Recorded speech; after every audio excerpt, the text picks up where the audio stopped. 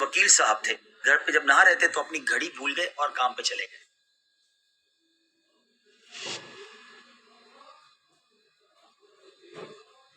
جب عدالت میں پہنچے تو گھڑی یاد آئی. تو ایک دوست نے پوچھا کہ وہ گھڑی کہاں ہے، آپ نے آج گھڑی نہیں پہنی؟ کہا یار بس وہ گھر میں غسل کر رہا تھا تو غسل خانے میں رہ گئی. ایک ٹھگ جو تھا، چور وہاں پہ کھڑا تھا، وہ سن رہا تھا کہ وکیل صاحب کی گھڑی ہوگی بڑی قیمتی اور یہ غسل خانے میں چھوڑا ہے.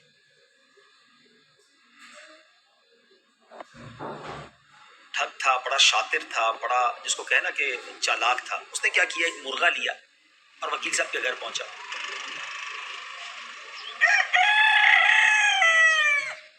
اور جا کر کہا کہ یہ وکیل صاحب نے مرغا بھجوایا اور کہا کہ وہ غسل خانے میں جو گھڑی رہ گئی ہے نا وہ دے دو. گھر والوں نے سمجھا کہ وکیل صاحب نے مرغا بھی بھجوایا تو یہ واقعی انہی کی طرف سے آیا ہوا بندہ ہوگا. مرغا لیا اور غسل خانے والی گھڑی دے دی. شام جب وکیل صاحب گھر آئے تو گھر والوں نے کہا وہ گھڑی میری تھی، آپ گھڑی تو میں گھر بھول گیا تھا. کہا وہ آپ نے تو منگوائی تھی، ایک مرغا دے کر بندہ آیا تھا. کہا نہیں میں نے تو نہیں منگوائی تھی. سارے گھر والے پریشان کہ یہ کون تھا ایسا ٹھگ کہ جو ہمارے گھر سے مرغا دے کر گھڑی لے گیا. دوسرے دن وہی ٹھگ پھر وکیل صاحب کے گھر گیا. وکیل صاحب کام پہ چلے گئے، وہ گھر گیا اور ان سے کہنے لگا کہ وہ گھڑی والا چور مل گیا ہے. تو وکیل صاحب نے وہ مرغا واپس منگوایا. اچھا چلو مرغا دے دیں تاکہ گھڑی مل جائے. مرغا دیا، وہ شخص مرغا لے کر بھی غائب ہو گیا.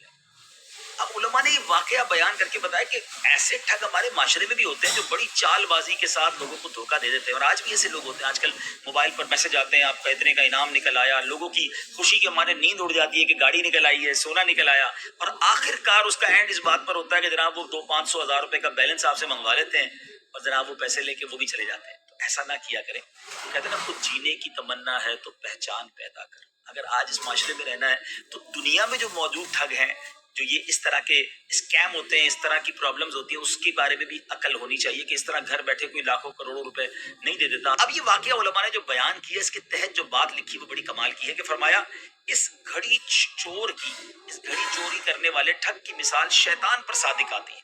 جس طرح وہ ٹھگ اپنے داؤ سے مرغے کا لالچ دے کر گھڑی لے گیا اور پھر مرغا بھی ان کے پاس نہیں رہنے دیا.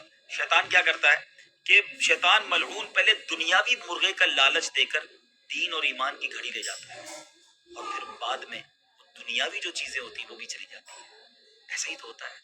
آج لوگ دنیا کو بنانے کے لیے اللہ کو ناراض کر دیتے ہیں، شیطان کی باتوں میں آ جاتے ہیں، مال مال مال کماتے ہیں، حرام کمائیں حلال کمائیں، اور دین و ایمان کی جو پاکیزہ گھڑی ہے گویا وہ بھی چلی جاتی ہے.